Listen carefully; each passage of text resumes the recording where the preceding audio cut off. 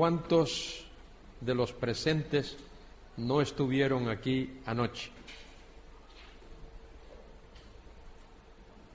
Muy bien, hay varios que no estuvieron. Pues bienvenidos y bienvenidas. Como no estuvisteis aquí anoche, pues yo voy a dar un breve repaso al tema que tratamos sobre los pactos bíblicos. Los pactos bíblicos. Es importante hacer estas aclaraciones porque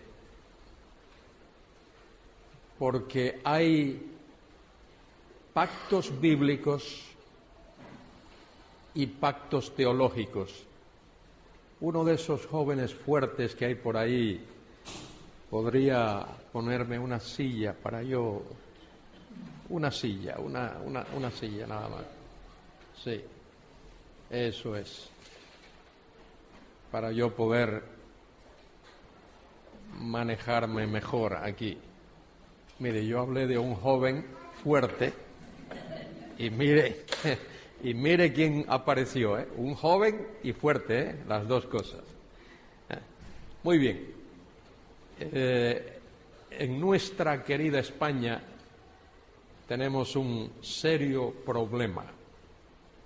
Es un problema muy serio. A la mayoría de los españoles no les gusta leer. Tienen libros y no los leen.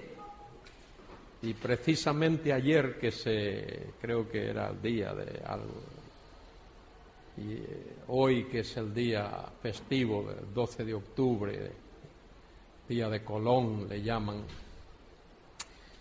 se ha hablado de esto. Hay un 40% de españoles que no abre un libro ni una vez al año. Ni una vez al año. España es el cuarto productor de literatura, de libros en el mundo. Pero los españoles somos del primer mundo los peores lectores. No nos gusta leer. Y para aprender la Biblia y para estudiar la Biblia uno tiene que leer. Uno tiene que leer. Entonces hablaba de esta cuestión de los pactos y quiero aclarar algo que no dije anoche, de manera que los que vinieron anoche no oyeron esto que voy a decir. Cuando uno estudia teología, cuando estudia doctrina, se va a encontrar con que hay pactos que se llaman pactos bíblicos. Los pactos bíblicos son aquellos que uno puede abrir la Biblia y encontrarlos allí claramente. El pacto que Dios hizo con Noé a raíz del diluvio se le llama pacto. Dios le dijo a Noé que no iba a destruir más la tierra por medio de un diluvio universal. El pacto con Abraham que vimos anoche, eso es un pacto bíblico, uno puede leer allí en Génesis 15, 18. En aquel día Jehová hizo pacto con Abraham. Y mire qué interesante, perdonadme que yo inyecte estas cosas aquí. La palabra pacto en el idioma hebreo, la palabra pacto es la unión de dos palabras, la unión de dos palabras, karat beriz. Karat beriz es lo que se traduce pacto. En aquel día hizo Jehová con Abraham un karat beriz, un pacto. Y pacto esa palabra karat beriz literalmente significa cortar el sacrificio.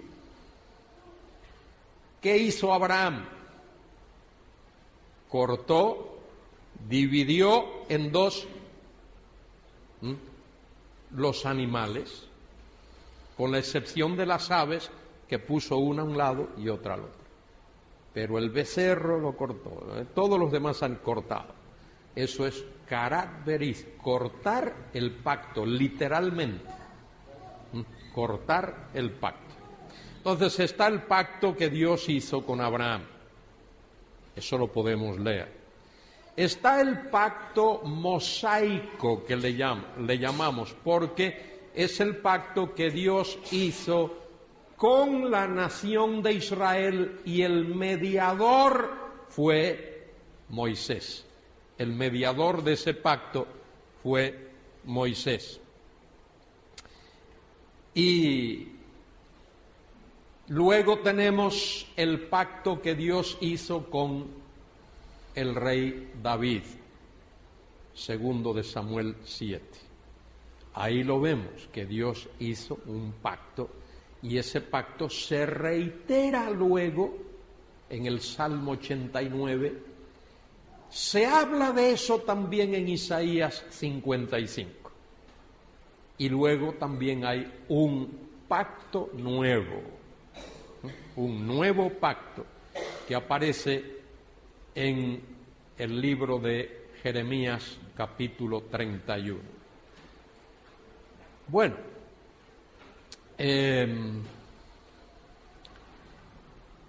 ¿y qué es aquello que se llama pactos teológicos? He hablado de pactos bíblicos, ¿verdad? ¿Cuáles son los pactos bíblicos?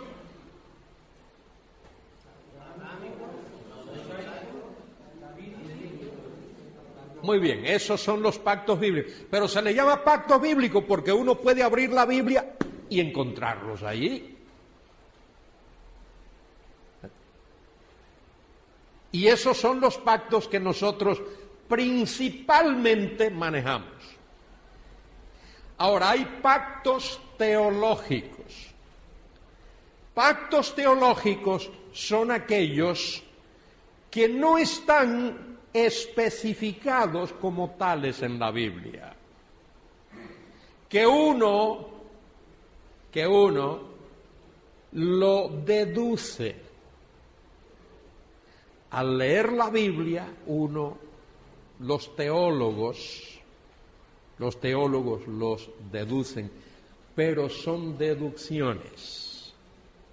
Por ejemplo, los teólogos utilizan la expresión pacto de la gracia. Pacto de la gracia. O pacto de la redención. O pacto de las obras. Esos pactos no están expresados como tales en la Biblia. Se le llama pactos teológicos porque por allá por el siglo XVII, 1600 y algo, unos teólogos, no es necesario mencionar sus nombres, unos teólogos dedujeron que en la eternidad las tres personas de la Trinidad hicieron un pacto. Un pacto de la gracia, pacto de crear el universo, de hacer las cosas, pacto. Y luego entonces,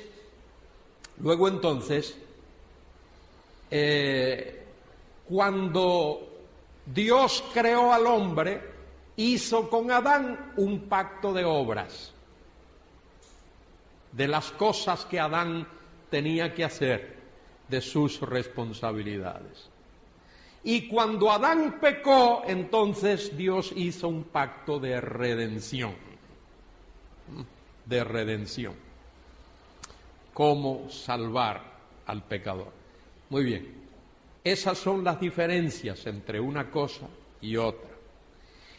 Por eso, tal vez algún día escucharéis la expresión teólogos del pacto. ¿Habéis oído esa expresión alguna vez? Teólogos del pacto. Generalmente esos son los teólogos que se le llama reformados. Por ejemplo, Berkov, gran teólogo, teólogo reformado, teólogo del pacto. Oswald Alice, también teólogo reformado, teólogo del pacto. Y así hay un montón de ellos. Generalmente, no todos, esos teólogos del pacto son amilenaristas. Ya hablaré de eso. Aunque hay algunos teólogos del pacto que son premilenaristas. Los teólogos del pacto amilenaristas no distinguen, no diferencian entre Israel y la Iglesia. Los teólogos del pacto premilenarista hacen alguna diferencia entre Israel y la Iglesia. De manera que esa es la diferencia. Los teólogos del pacto premilenarista sí creen que habrá un reino terrenal de Cristo en la tierra, pero creen que la Iglesia va a pasar por la gran tribulación. Los teólogos del pacto amilenaristas no creen que habrá un reinado terrenal de Cristo, un reinado milenial, un reinado de 1000 años de Cristo en la tierra. Y no distinguen entre Israel y la Iglesia. Y la Iglesia y el mundo y todos van a pasar por ese periodo de la gran tribulación. Y hay cosas extrañas ahí porque cuando se habla del rapto, por ejemplo, amilenaristas creen que será algo, la Iglesia sube y enseguida baja con el Señor. Sube y baja, prácticamente no hay lapso de tiempo entre el rapto y lo que viene después. Son cosas raras que ocurren, pero sí quería que entendieseis eso de pactos bíblicos y pactos teológicos. Ahora voy a decir algo de los pactos teológicos. De los pactos bíblicos. Voy a decir algo concretamente de los pactos bíblicos. Hay pactos bíblicos incondicionales y hay por lo menos un pacto bíblico que es condicional. ¿Cuál es la diferencia entre pactos bíblicos condicionales y pactos bíblicos incondicionales? ¿Cuál sería la diferencia?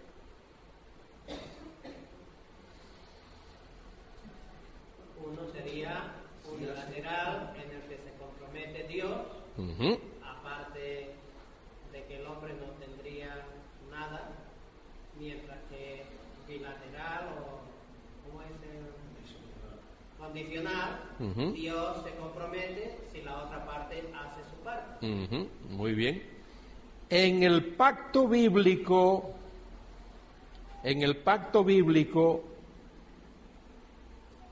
incondicional, solo Dios se compromete.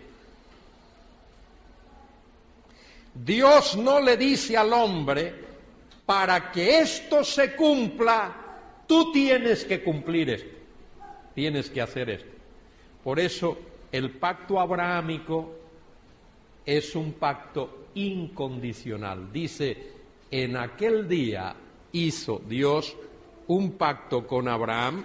Podéis buscar el texto otra vez, Génesis capítulo 15, versículo 18. En aquel día hizo Jehová un pacto con Abraham diciendo, a tu descendencia daré esta tierra desde el río de Egipto hasta el río grande, el río Éufrates.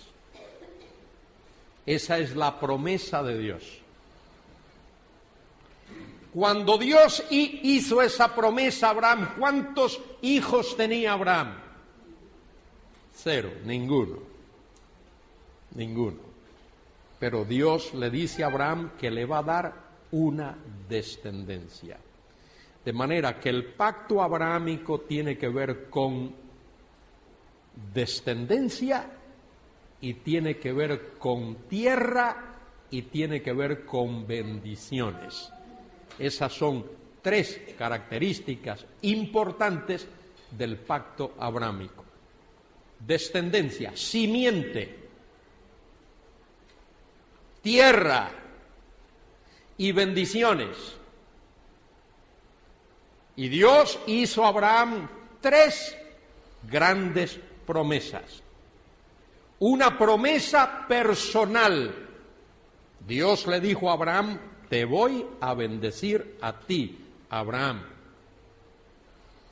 Segundo, Dios le hizo a Abraham una promesa nacional.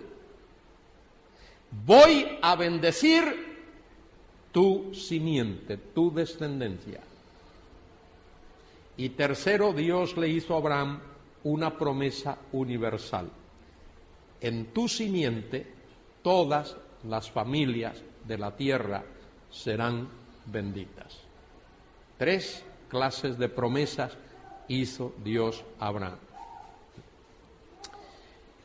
Ahora, el pacto mosaico, ese pacto es condicional, porque ese pacto depende de el compromiso que el pueblo de Israel hizo con Dios.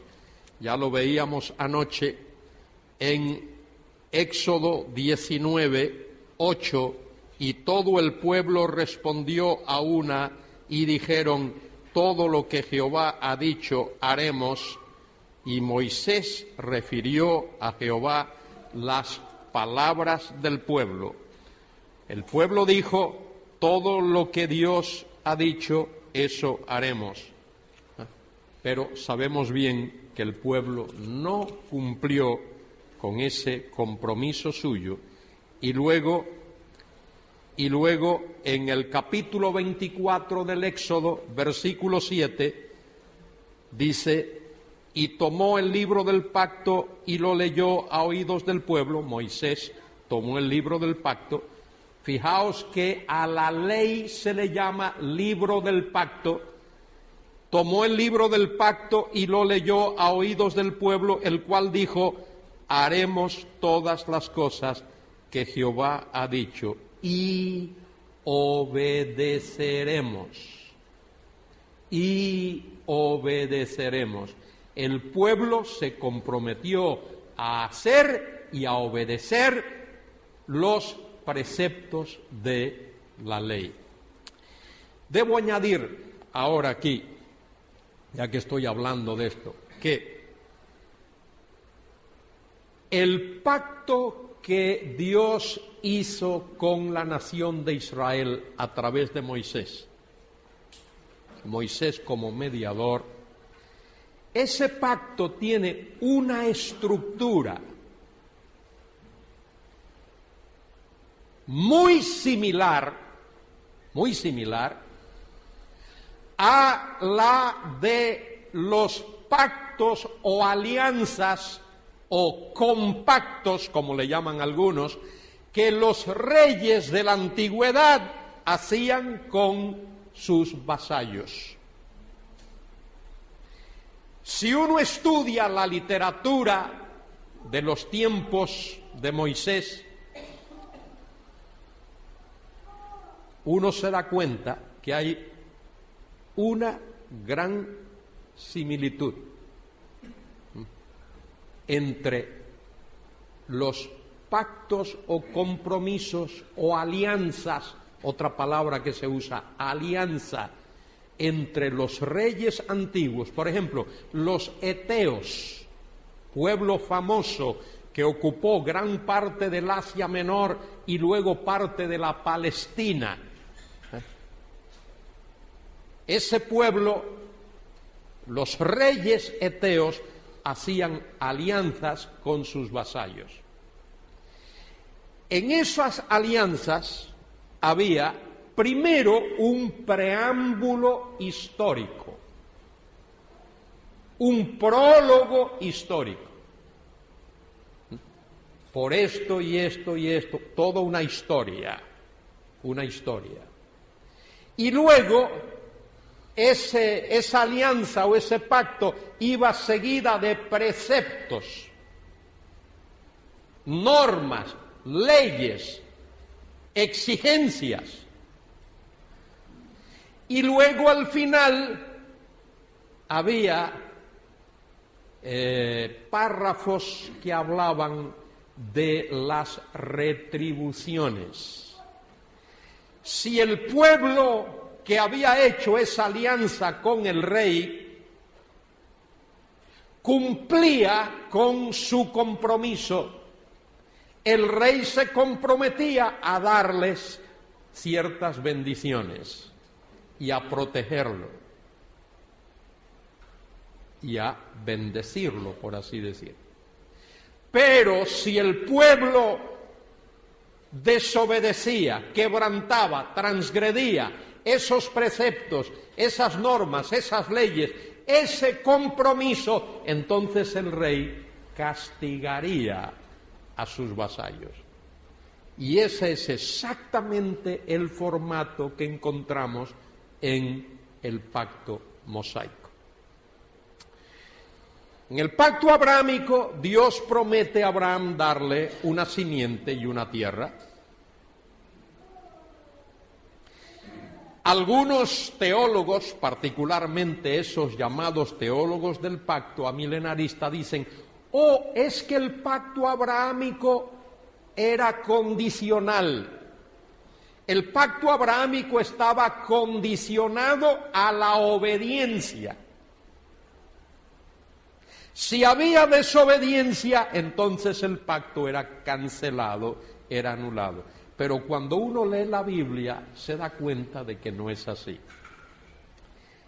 Abraham, en algún momento de su vida, después del pacto, desobedeció. Seguro que desobedeció.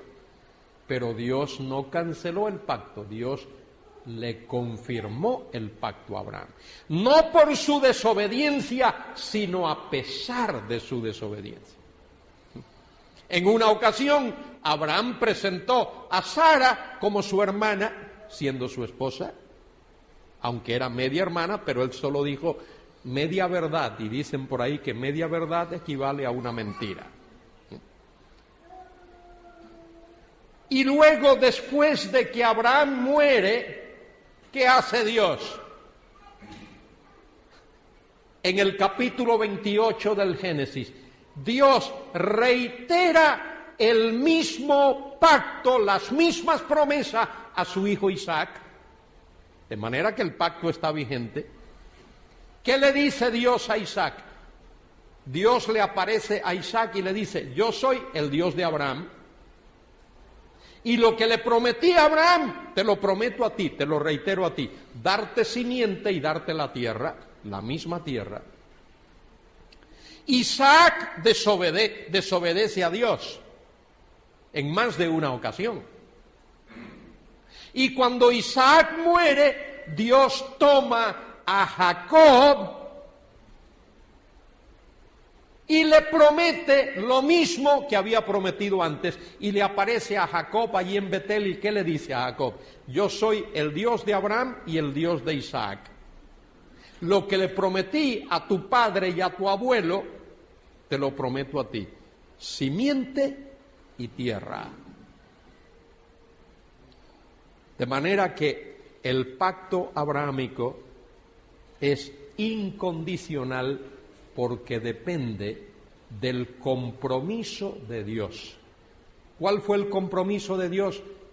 Génesis 15, 18, en aquel día Dios hizo pacto con Abraham. Mirad por un instante dos pasajes de la Biblia. En el capítulo 11 de la carta de Pablo a los Romanos.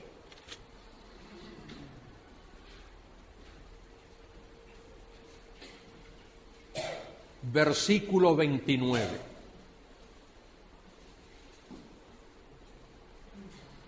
Romanos 11, 29. Claramente dice allí, porque irrevocables son los dones y el llamamiento de Dios.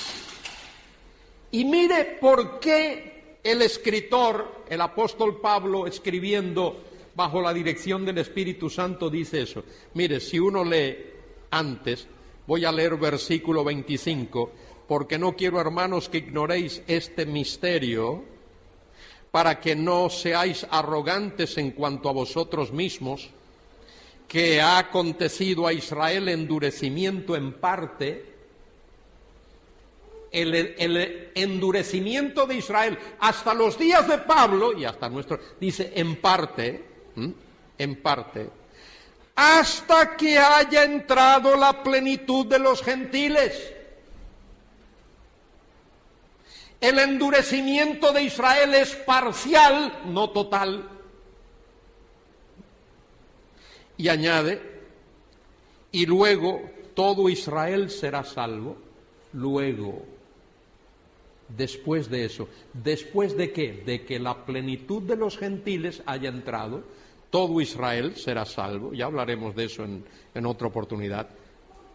Como está escrito, vendrá de Sión el libertador, mire, que apartará de Jacob la impiedad, y este será mi pacto con ellos cuando yo quite sus pecados. Y eso tiene que ver con el nuevo pacto que vimos anoche. Cuando yo quite sus pecados. Así que, en cuanto al Evangelio, son enemigos por causa de vosotros. Pero en cuanto a la elección, yo no puse esa palabra ahí, Ese versículo siempre ha estado ahí. ¿Alguien tiene una copia de la epístola a los romanos en que ese versículo no esté? ¿Alguien tiene aquí una copia de la epístola a los romanos que no aparezca ese versículo? No, siempre ha estado ahí. En cuanto a la elección, son amados. Mire por qué, mírelo, ¿por qué? ¿Por causa de quién? ¿Cuáles padres? Abraham, Isaac, Jacob y David. Siempre ha estado ahí el texto.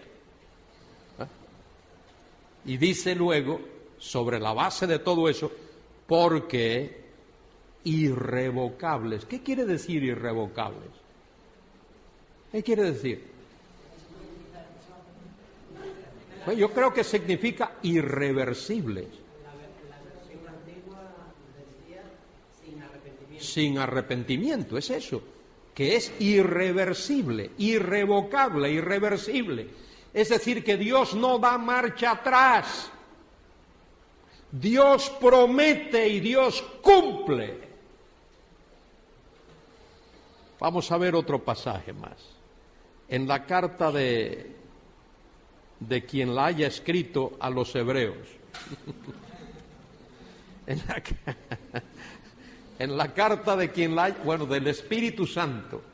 En la carta del Espíritu Santo a los hebreos, capítulo 6. Versículo 13. Porque cuando Dios hizo la promesa a Abraham, ¿de qué está hablando ahí? De Génesis 12, de Génesis 13, de Génesis 15, de Génesis 17. Cuando Dios hizo la promesa a Abraham, no pudiendo jurar por otro mayor, juró por sí mismo. O Dios no puede jurar por otro mayor. No hay, porque no hay otro mayor. ¿Por qué no puede jurar Dios por otro? Porque no hay otro mayor. Mayor que Él, no hay otro. Diciendo, ¿qué dijo Dios? De cierto te bendeciré con abundancia y te multiplicaré grandemente. Y habiendo esperado con paciencia, alcanzó la promesa. Porque los hombres ciertamente juran por uno mayor que ellos, y para ellos el fin de toda controversia es el juramento para confirmación. Por lo cual, queriendo Dios mostrar más abundantemente a los herederos de la promesa, ¿qué cosa? ¿Qué? Inmutabilidad de su ¿qué? Consejo. ¿Y qué significa la palabra consejo? Os lo digo porque no lo vais a adivinar. Su decreto. Su decreto. La palabra consejo ahí es la palabra decreto. Su propósito eterno, su consejo, lo que Dios había decidido ya en la eternidad. Señores, Dios no está todos los días viendo a ver qué hace. Dios tiene un plan eterno. Dios tiene un diseño eterno y lo que Dios está haciendo es llevando a cabo su propósito eterno que se va a consumar. Y esa consumación la vemos en el último libro de la Biblia, el libro del Apocalipsis. El libro del Apocalipsis es cómo Dios va a consumar su plan eterno. Mire, algo así. Dios es rey de un reino eterno. Eso la Biblia lo dice de principio a fin. En el principio creó Dios los cielos y la tierra. De manera que Él es el creador y el creador es el dueño y el dueño es el soberano. Dios es creador de cielos y tierra. Él es el rey de un reino. Pero ese reino de Dios, esa autoridad de Dios ha sido desafiada, ha sido retada. Hay una criatura, un ser creado por Dios, el ángel de luz, Lucifer, Satanás, el diablo, la serpiente antigua, el dragón, Raab, la serpiente sinuosa. Ese diablo, Satanás, ha desafiado la autoridad de Dios. Ese ser, criatura, dice: yo soy el soberano. Dios dice: tú no, yo soy el único soberano. Y entonces, ¿qué es lo que la Biblia nos enseña? De Génesis a Apocalipsis. De Génesis a Apocalipsis, si tú quieres resumir la Biblia en un parrafito, en forma de telegrama, toda la Biblia dice esto: cómo el Dios eterno, el soberano, se propone establecer, implantar su soberanía, su autoridad en todo el universo. De eso trata la Biblia. Eso es lo que la Biblia nos enseña. Cómo Dios lo hace. Y en el libro del Apocalipsis vemos esa consumación. De manera que en la carta a los Hebreos dice allí, por lo cual, queriendo Dios mostrar más abundantemente a los herederos de la promesa la inmutabilidad de su consejo, interpuso juramento, para que por dos cosas inmutables, en las cuales es imposible que Dios mienta, tengamos un fortísimo consuelo los que hemos acudido para asirnos a la esperanza puesta delante de nosotros. ¿Cuáles son las dos cosas inmutables? ¿Cuáles son? Su palabra y su juramento, su pacto. Dos cosas inmutables. Por eso, ese pacto abrahámico es incondicional, Dios no pone condiciones, y es un pacto inmutable, Dios no lo cambia. El pacto mosaico es el que Dios hizo allí en el monte Sinaí con la nación de Israel. Ya lo veíamos anoche. Y en ese pacto Dios dio leyes al pueblo. Ahí están esos mandamientos, esos mandamientos. El capítulo 20 del libro del Éxodo, capítulo 6 de Deuteronomio en adelante, ahí está. Y los judíos repiten eso, el famoso Shema, Shema Yisrael, Shema Yisrael, Adonai Elohenu, Adonai Echad. El Señor nuestro Dios, el Señor uno es. Y como Él es uno, Él es Echad, es uno, la palabra Echad es uno, pero en pluralidad. La misma palabra que se usa para hablar del matrimonio. Por esta causa dejará el hombre a su padre y a su madre, y se unirá a su mujer, y los dos serán una sola, Echad, carne. Pero el hombre está allí, y la mujer está acá. Y yo veo dos personas, pero delante de Dios es una carne. Por eso el matrimonio es hasta que la muerte lo separe. Delante de Dios es así. El que haga otra cosa está quebrantando lo que Dios dice en su palabra y tiene que pagar las consecuencias. Muy bien, Dios dio esa ley, esas leyes a Israel. Y ahí están, en el libro del Éxodo, en el libro de Levítico, Números y Deuteronomio. La palabra Deuteronomio es tomada del griego, no del hebreo. Deutero es segundo y nomos es ley. Deuteronomio sería una segunda ley, pero eso no es correcto. Deuteronomio no es una segunda ley. Deuteronomio es una segunda copia de la ley. Es la misma ley reiterada. ¿Por qué?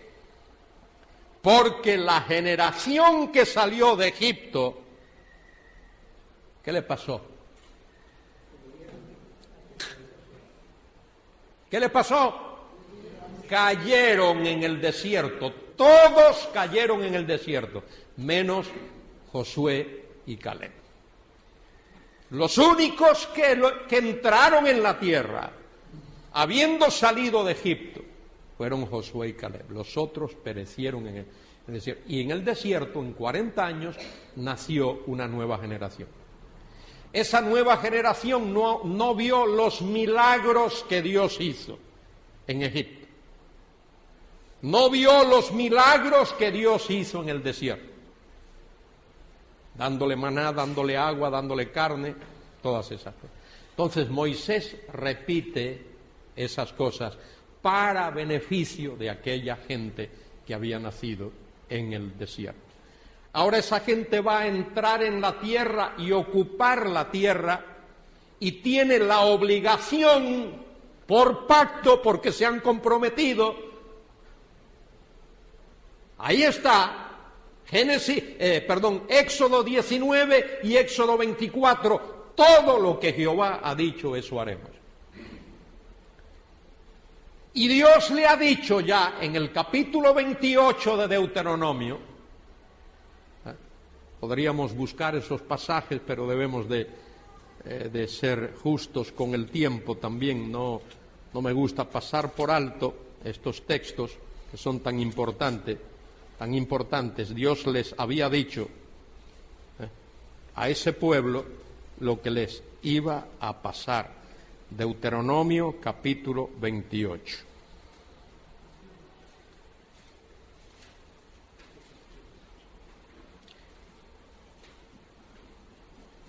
Dios promete al pueblo que si obedecía iba a ser bendecido, igual que el señor rey de la antigüedad prometía a sus vasallos. Deuteronomio capítulo 28.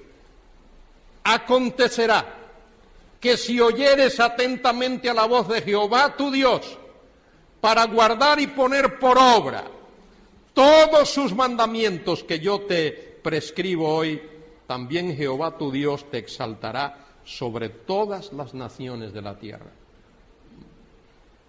Mire, eso se va a cumplir en el milenio, cuando Cristo venga y reine sobre su pueblo. Israel va a estar por encima, por cabeza, dice allí en Zacarías capítulo 14, de los pueblos. Dice, versículo 2, y vendrán sobre ti todas estas bendiciones y te alcanzarán si oyeres la voz de Dios. Condicional, pacto mosaico, condicional. Si oyeres la voz de Jehová tu Dios. Mire, bendito serás en tu ciudad, bendito en el campo, bendito el fruto de tu vientre, el fruto de tu tierra, el fruto de tus bestias, la cría de tus vacas, los rebaños de tus ovejas, benditas serán tu canasta y tu artesa de amasar, bendito serás en tu entrar y bendito en tu salir. Jehová derrotará a tus enemigos que se levantaren contra ti, por un camino saldrán contra ti y por 7 caminos huirán delante de ti, porque Dios estaría en medio de ellos si ese pueblo obedecía los preceptos de su palabra. Dios llevó a Israel a esa tierra, que es de ellos. Es la tierra que Dios prometió a Abraham, y después de Abraham a Isaac, y después de Isaac a Israel, y después de Israel a David. Dios prometió esa tierra. Pero hoy el pueblo no está ocupando esa tierra porque está viviendo en desobediencia. Ocupa solo una partecita de esa tierra.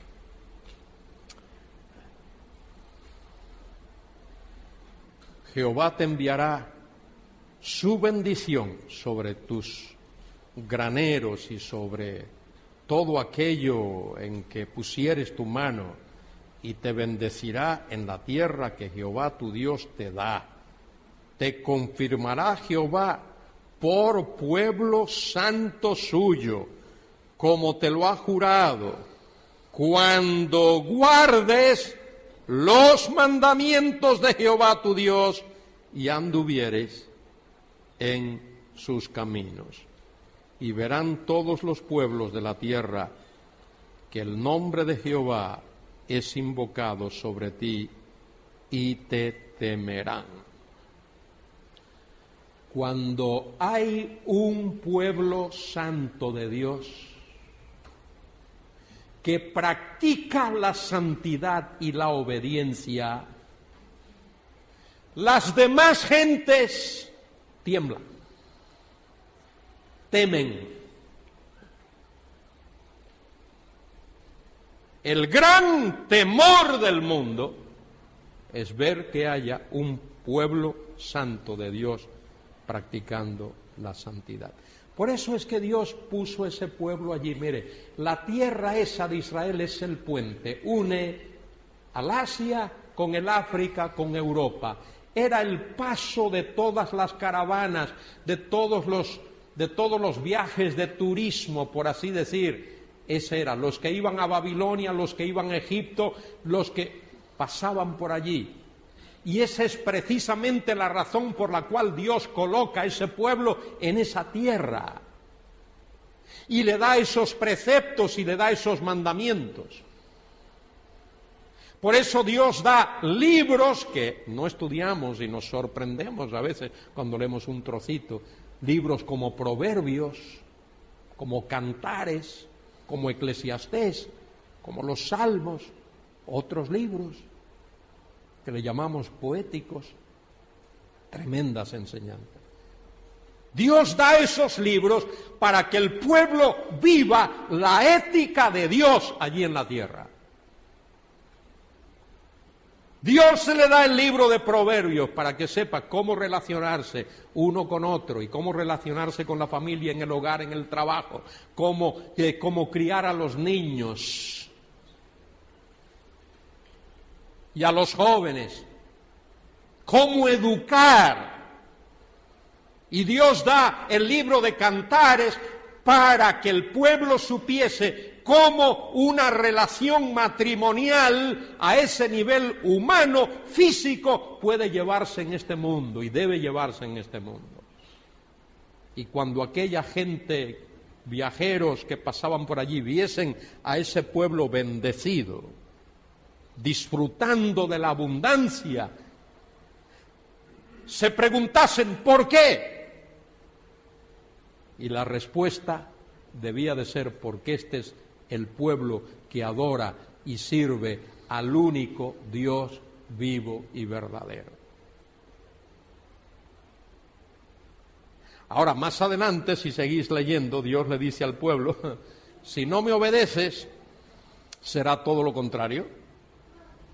Voy a leer versículo 13, dice, te pondrá Jehová por cabeza y no por cola, estarás encima solamente y no estarás debajo, si obedecieres los mandamientos de Jehová tu Dios, que yo te ordeno hoy, para que lo guardes y lo cumplas. Y si no te apartares de todas las palabras que yo te mando hoy, ni a diestra ni a siniestra, para ir tras los dioses ajenos a servirle.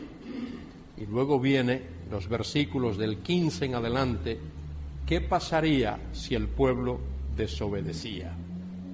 ¿Qué pasaría si el pueblo desobedecía?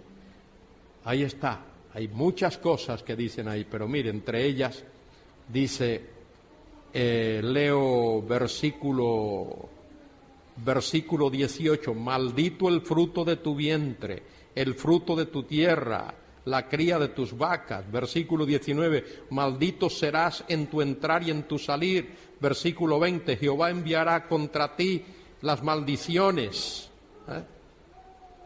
Versículo 21, traerá Jehová sobre ti mortandad hasta que te consuma de la tierra a la cual entras para tomar posesión de ella. Jehová te herirá con tisis, de fiebre, de inflamación y de ardor, con sequía, con calamidad repentina y con añublo, y te perseguirán hasta que perezcas. Y los cielos que están sobre tu cabeza serán de bronce, es decir, no habrá lluvia, y la tierra que está debajo de ti de hierro, no habrá fertilidad. Esa fue la gran polémica en los tiempos de Elías. ¿Os acordáis? Elías, el pueblo estaba en una tremenda apostasía, y Elías oró y no llovió por 6 meses y medio. Y luego Elías oró y llovió. Pero en medio de aquello, Elías fue con los profetas de Baal al monte Carmelo. Y allí hubo una gran polémica entre Elías y los profetas de Baal. Porque los cananeos, los habitantes de la tierra que el pueblo de Israel había dejado allí, y que muchos judíos se habían contaminado con ellos, creían que Baal era el dios de la lluvia. Según la mitología cananea, dice, Baal es el dios de la lluvia, el dios del trueno, el dios de la fertilidad. Cuando llueve es Baal el que hace llover. Cuando truena es Baal hablando. Cuando la tierra da su fruto es Baal. Porque cuando llueve, mire la mitología cananea, la lluvia es el semen de Baal fertilizando el útero de su consorte, la diosa Astarot o Astarte, la diosa de los cananeos. Eso es lo que creían esos inicuos, malvados, inverecundos cananeos. Y el pueblo se contaminó con ellos, y por eso Dios trajo calamidad al pueblo. Y Dios cumplió cumplió eso que dice ahí Deuteronomio 28, Dios lo cumplió literalmente, porque ese pacto mosaico es un pacto condicional, ese pacto es un pacto condicional. Dios lo cumplió. Pero mire todo lo que ocurrió, mire la paciencia de Dios. El pueblo entró en la tierra, en el llamado período de los jueces que duró unos 300 años. Y ese período es un sube y baja, un sube y baja, sube y baja. Pero Dios, 300 años, tuvo paciencia con aquel pueblo. Luego aquel pueblo pidió un rey, pero no para que le guiara por el camino de Dios, para ser como las demás naciones. Y Dios le dio a Saúl, de la tribu de Benjamín. Ellos escogieron a Saúl por su apariencia física, alto, esbelto, atractivo, pero carnal. Y Dios desarraigó a Saúl y mandó a Samuel a ungir al rey David, hombre según el corazón de Dios. Y David reinó por 40 años. Tuvo sus errores, tuvo sus imperfecciones, pero era un hombre de Dios. Y luego, después de David, vino su hijo Salomón, que edificó el templo. Pero Salomón también hizo sus cosas desagradables a Dios. Y después de la muerte de Salomón, el reino se dividió. 10 tribus al norte, que se le llamó a veces Efraín, porque era la tribu más destacada en esa zona, o a veces se le llama Israel. Esas 10 tribus del norte siguieron la idolatría, prácticamente no hubo un solo rey que buscase a Dios. Desde Jeroboam, el primero de ellos, hasta el último, esos reyes no buscaron a Dios. Y Dios continuó hablando a ese pueblo, les dio 150 años más a las tribus del sur, Judá y Benjamín, y les mandó profetas. Mandó profetas para alertarlos, hablarles, pero el pueblo no oyó. Y Dios entonces mandó el juicio, el castigo, el cautiverio a Babilonia. 70 años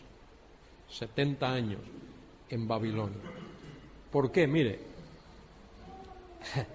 y el templo destruido. Esto es importante. El pueblo de Israel sin templo no puede adorar a Dios como la ley lo manda. Y el pueblo de Israel fuera de la tierra no puede recibir bendición como está en la palabra de Dios. De manera que Dios los saca de la tierra y les destruye el templo y los lleva allá a Babilonia, donde están 70 años. Habían cometido muchos pecados, pero hay 2 que sobresalían por encima de los demás.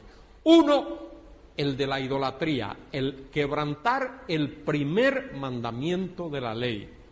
Dios repudia la idolatría y el pueblo estaba sumergido, metido en la idolatría hasta las narices.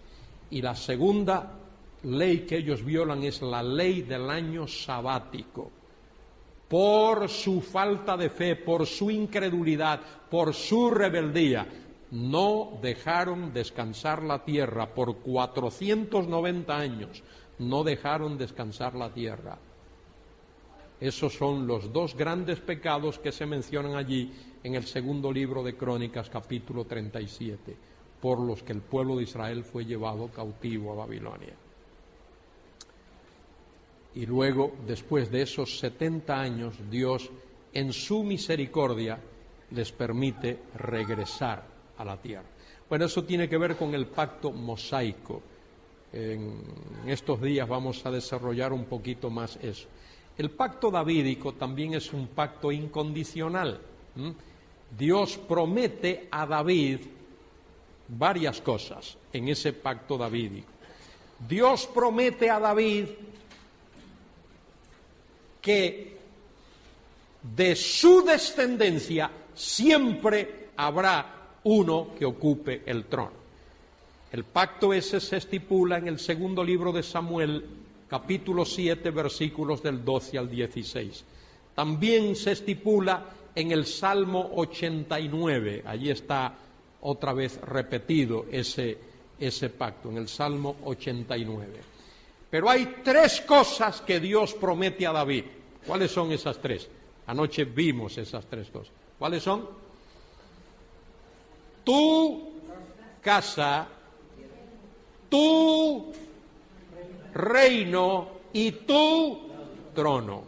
Esas tres cosas. Tu casa, tu reino, tu trono. La casa de David tiene que ver con la descendencia de David.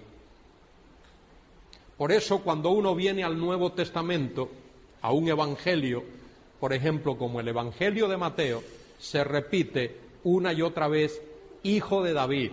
¿Cómo se le llama a José? ¿Cómo le llama el ángel a José? José, hijo de David. Y al Señor Jesucristo, una y otra vez, hijo de David. Y el versículo primero del Evangelio según San Mateo, libro del Génesis de Jesús, hijo de David, hijo de Abraham.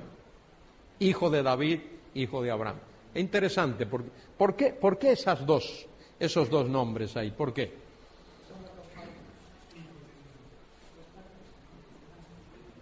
A ver, alguien que me aclare.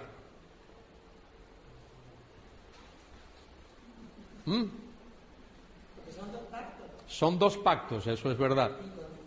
Y son incondicionales. Pero ¿por qué se menciona ahí concretamente libro del Génesis de Jesucristo, hijo de David, hijo de Abraham? Mire, el ser hijo de David lo relaciona ¿con qué? Con el reino. El reino tiene que ver concretamente, particularmente, con la nación de Israel.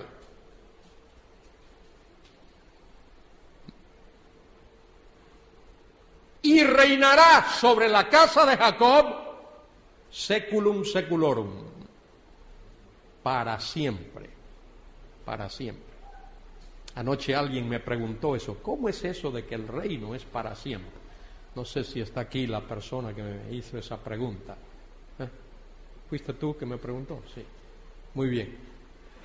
El reino es para siempre, porque el reino no termina con los 1000 años de reinado.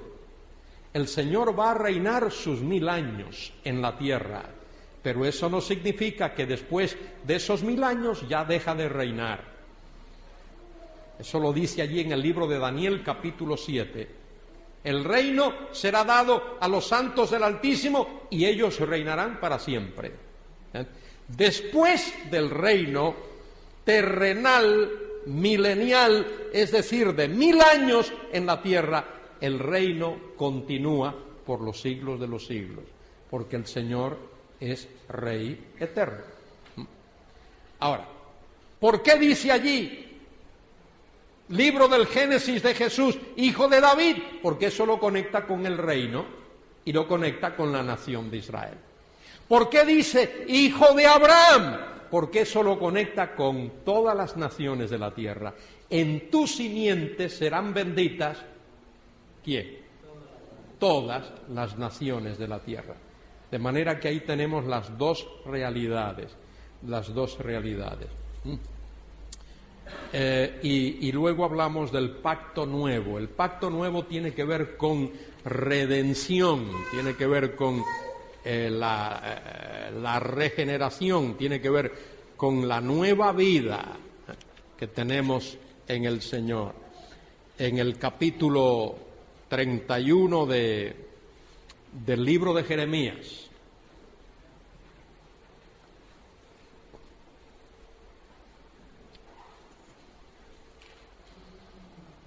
leo desde el versículo 27. He aquí vienen días, dice Jehová, en que sembraré la casa de Israel y la casa de Judá de simiente de hombre y de simiente de animal. Eso habla de abundancia. El reino se va a caracterizar por una tremenda explosión demográfica. Ahora dicen, bueno, es que somos muchos, somos casi 7.000 millones, ahora no. Pero mire, cuando venga el reino y el desierto florezca como la rosa, y toda la tierra sea un vergel y no haya maldición, ni haya tsunamis, ni haya inundaciones, ni haya terremotos, 3 veces más de los que somos ahora podríamos vivir, si no más, en la tierra. Y así como tuve cuidado de ellos para arrancar y derribar y trastornar y perder y afligir, tendré cuidado de ellos para edificar y plantar, dice Jehová. En aquellos días no dirán más, los padres comieron las uvas agrias y los dientes de los hijos tienen la dentera, sino que cada cual morirá por su propia maldad. Los dientes de todo hombre que comiere las uvas agrias tendrán la dentera. He aquí que vienen días, dice Jehová, en los cuales haré nuevo pacto. Ahí está. Haré nuevo pacto con la casa de Israel y con la casa de Judá. Y ahora mire esto. No como el pacto que hice con sus padres el día que tomé su mano para sacarlos de la tierra de Egipto. ¿Qué pacto es ese? El de Moisés. De manera que el pacto nuevo será nuevo, no en relación con el pacto abrámico, no en relación con el pacto davídico, sino en relación con ¿cuál? Con el pacto mosaico. El nuevo pacto es el que reemplazará al pacto mosaico. Aunque fui yo un marido para ellos, dice Jehová. Pero este será el pacto que haré con la casa de Israel después de aquellos días, dice Jehová. Daré mi ley en su mente. Es decir, no será una ley escrita, el nuevo pacto no será una ley escrita en tablas de piedra, ni en pergaminos, en su mente. Y la escribiré en su corazón. ¿De qué habla eso? De regeneración, de un cambio interior. Y yo seré a ellos por Dios, y ellos me serán por pueblo. Y no enseñará más ninguno a su prójimo, ni ninguno a su hermano, diciendo, conoce a Jehová, porque todos me conocerán, desde el más pequeño de ellos hasta el más grande, dice Jehová, porque perdonaré la maldad de ellos y no me acordaré de su pecado. Tremendo, ¿verdad que sí? Ya nuestro tiempo, ya estamos pasado de hora, pues yo iba a ir hasta las 12. Bueno, pero no quiero, pero antes de terminar quiero que miréis conmigo en el libro del profeta Miqueas. Miqueas está después de Jonás, por si acaso a alguien se le olvida. Abdías, Jonás, Miqueas. Y luego está Nahum, Habacuc, Sofonías. Y luego Ageo, Zacarías y Malaquías.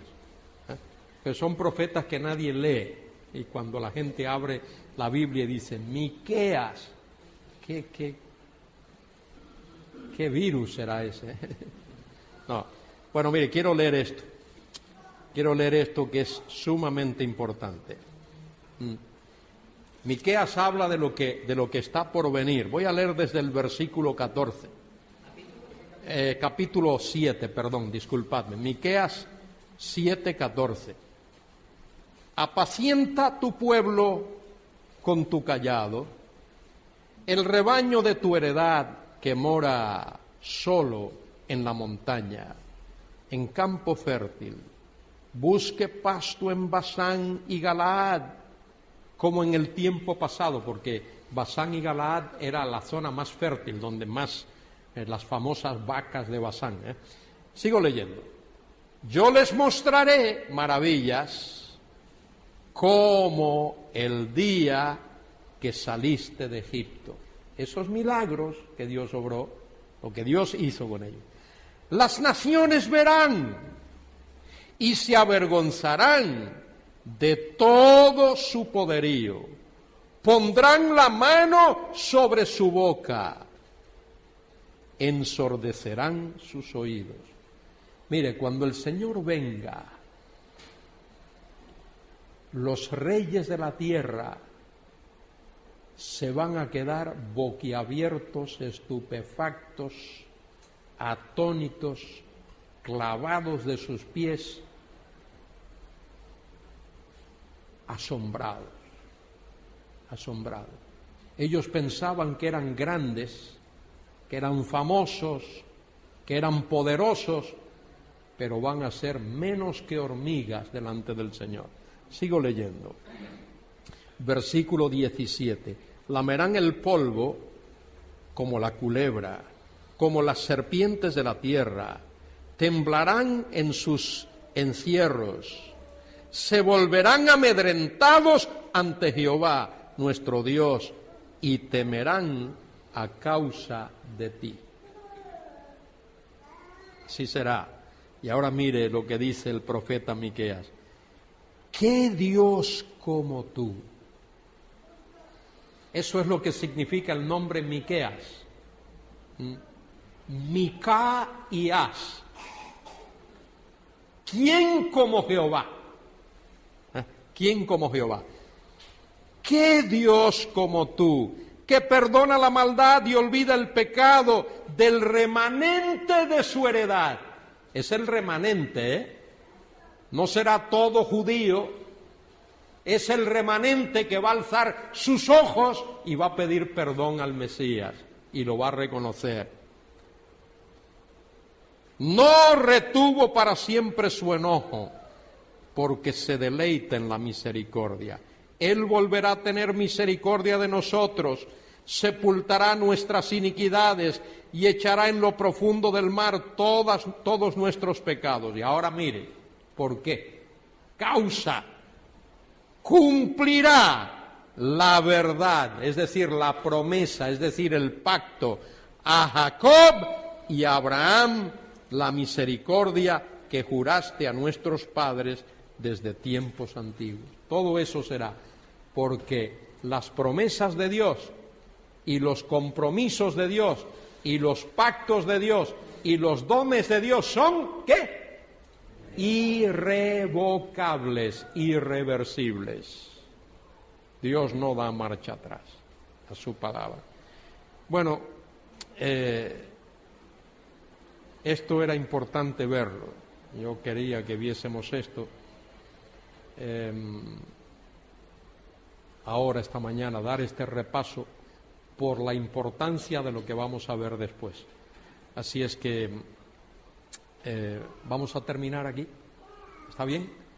¿O tenéis? Sí. ¿Estamos bien? Sí, porque luego tenemos esta tarde y esta tarde podemos extendernos un poquito más. ¿Alguna pregunta?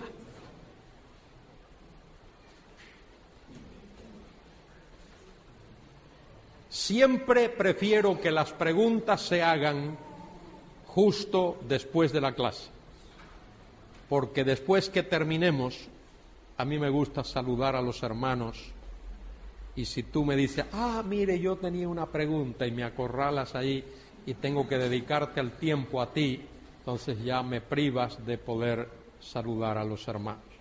Entonces, si tienes una pregunta, la haces ahora. Sí. Nombró un salmo hablando sobre el pacto davídico. Salmo 89. Hay dos salmos importantes respecto de eso. Se los doy ahora, el Salmo 89 y el 72. Sí.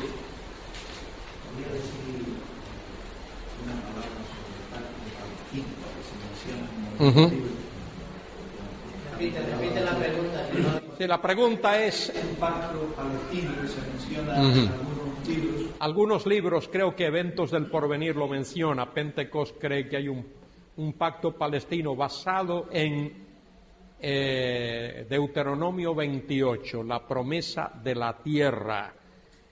Personalmente yo no veo mucha diferencia entre lo que es el pacto abrahámico en sí, que ya incluye la tierra, y el pacto palestino.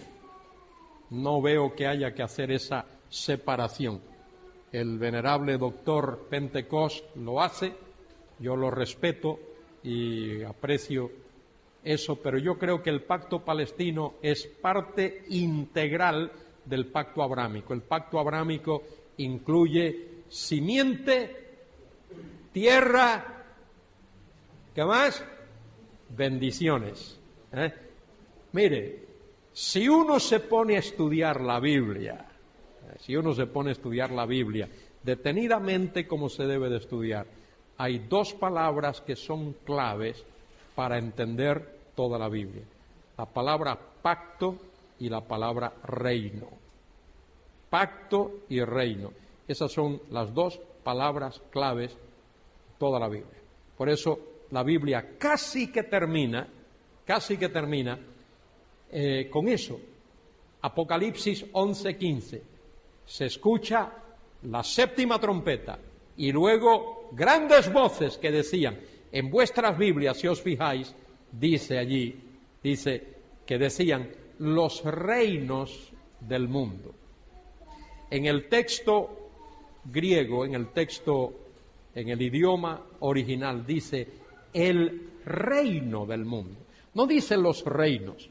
Y yo creo que esa es la lectura correcta, porque Dios ve todos los reinos de la tierra como si fuese un solo reino. El reino del mundo, el gobierno del mundo, ha venido a ser de nuestro Señor y de su Cristo, y Él reinará por los siglos de los siglos. Va a decir algo de dispensaciones, porque vemos que nos hemos enfocado en los pactos. Sí. Bueno, podríamos, yo no he estado enfatizando mucho eso, no como algo aparte, pero lo hago saber en el trayecto del estudio de las conferencias, la cuestión de dispensaciones. Algunos han armado una guerra, una algarabía tremenda con eso de dispensaciones. La Biblia habla de dispensaciones, la Biblia lo menciona, dice allí en Efesios capítulo 1 que en la dispensación del cumplimiento de los tiempos. La palabra dispensación es una palabra que significa mayordomía. Es una mayordomía. Una mayordomía es una responsabilidad. Y yo relaciono esto de dispensaciones, lo relaciono con el tema del gobierno de Dios. Adán en el huerto tenía una responsabilidad. Antes de pecar, Dios le dijo a Abraham que él cuidara el huerto, que él administrara las cosas de Dios, que gobernase la tierra y que la llenase.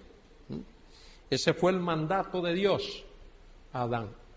Ahora, después de la entrada del pecado, Dios añade otra responsabilidad al hombre.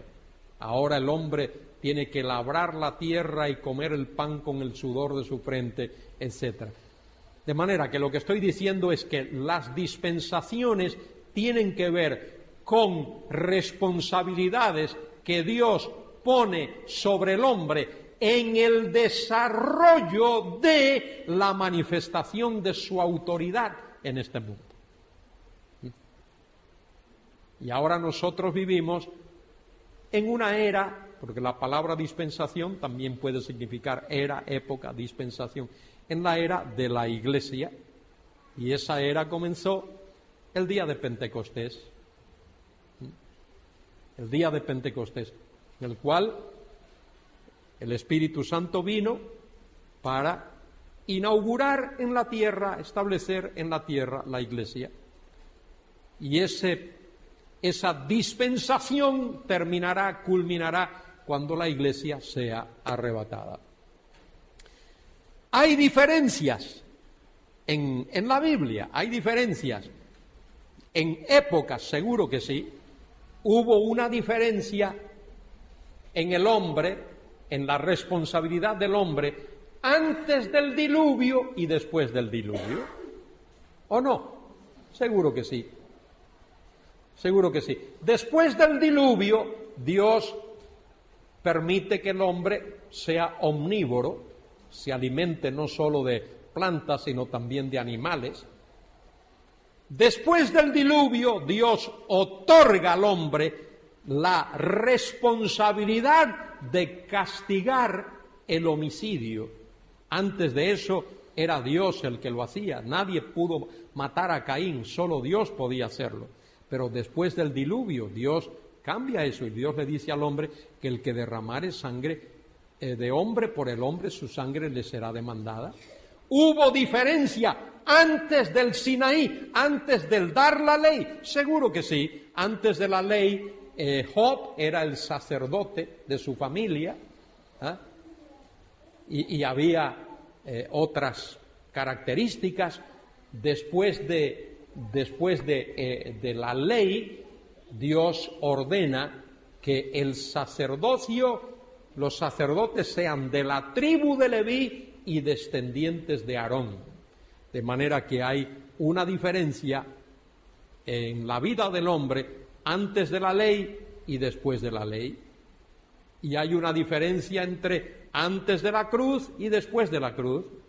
Y habrá una diferencia después del rapto. Las personas que vivan en la tierra durante ese periodo de la gran tribulación, habrá alguna diferencia. Y luego, cuando el reino sea establecido en la tierra, seguramente habrá diferencia, porque el Rey, Señor de la gloria, estará reinando y Él regirá las naciones con vara de hierro, y el pecado será juzgado al instante. No se pospondrá. No, mañana, el juicio será mañana, habrá cárcel preventiva y luego, no, ahí mismo, el que peque, ahí mismo, ahí se cumplirá eso de que la paga del pecado es muerte, ahí mismo, instantáneamente. De manera que, volviendo al tema, es una dispensación, una oikonomía, tiene que ver con una administración. Una administración es una responsabilidad, y es la responsabilidad que Dios pone sobre el hombre para que el hombre la desarrolle, la cumpla durante un periodo de tiempo. El énfasis no está en el tiempo, el énfasis está en ¿qué? En la responsabilidad. Y esa es la responsabilidad que Dios da al ser humano en el desarrollo de su reino en este mundo, en el desarrollo de su autoridad en este mundo. Mire cómo Dios lo ha hecho, para daros una idea. Ahora en este tiempo, como no estamos viviendo nosotros bajo la ley de Moisés, no estamos viviendo bajo ese carácter legal de la ley, no vivimos. La ley de Moisés tiene un doble aspecto, un aspecto regulatorio y un aspecto revelatorio. Nosotros no estamos bajo el aspecto regulatorio, estamos bajo el aspecto revelatorio de la ley. Ahí están esos mandamientos, son 10, de los cuales 9 se reiteran en el Nuevo Testamento, solo el del sábado no se menciona. De manera que, ¿cómo Dios manifiesta su autoridad? Mire cómo lo hace. Dios tiene en la iglesia, tiene sus líderes, tiene autoridad, tiene sus ancianos, tiene sus ancianos, y los miembros de la Iglesia tienen la obligación de someterse a la autoridad del pastor o pastores de sus ancianos, tienen la responsabilidad.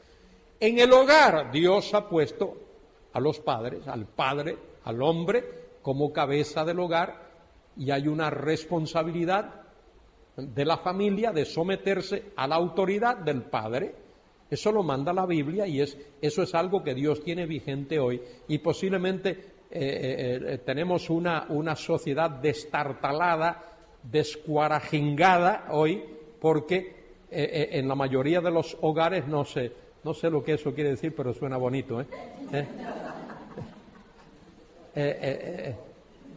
una sociedad destartalada, caos. ¿Por qué? Porque ese principio se ha perdido. Estábamos leyendo, mi esposa y yo, alguien me mandó un correo electrónico muy interesante. Esta mujer dice que se le acusa de ser una mala madre, y entonces dice, ¿por qué?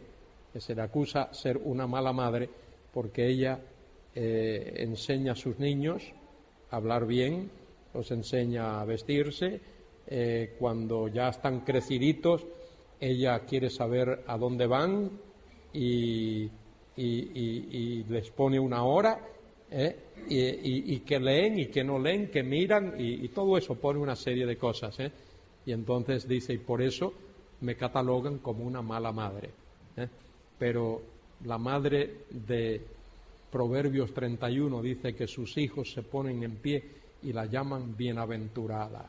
Mamá, qué buena eres, bienaventurada. Entonces, eso es un problema. Muy bien, en la iglesia, en la familia, en el hogar, en el gobierno civil, aunque tenemos gobernantes que son unos descarados y sinvergüenzas, y en muchos países, todos esos africanos que quieren venir a España vienen de países riquísimos. Nigeria es como el cuarto productor de petróleo del mundo, pero ese dinero va a parar a los bolsillos de unos pocos. Lo mismo ocurre en algunos países de las Américas que he visitado, desde México hasta Panamá, Venezuela, Chile, Bolivia, Paraguay, Uruguay, Brasil, y es la misma cosa. Hay una oligarquía que es dueña de casi todo y las masas que no tienen nada. Bueno, eso es verdad, pero Dios ha puesto un gobierno civil y pone autoridades, y hay alcaldes, y hay presidentes de comunidades, y hay presidente de gobierno, y hay policías, y hay jueces, porque si no los tuviésemos, entonces esto sí sería caos. Aquí ardería Troya, pero en nada. Entonces el gobierno civil es una manera que Dios tiene, y mire, los gobernantes todos tendrán que dar cuenta a Dios. Escúcheme, todo aquel que tiene autoridad sobre algo o sobre alguien va a tener que dar cuenta a Dios de cómo ha usado su autoridad. El policía, el guardia civil, el soldado, el sargento, el alcalde, el juez, todos tendrán que dar cuenta a Dios de cómo lo han hecho. Y luego, he mencionado la iglesia, el hogar, el gobierno civil, me falta una cuarta esfera de autoridad, que es los empresarios, en el área laboral, Hay alguien que es dueño de una empresa, que es administrador de una empresa, tiene personas trabajando bajo su autoridad.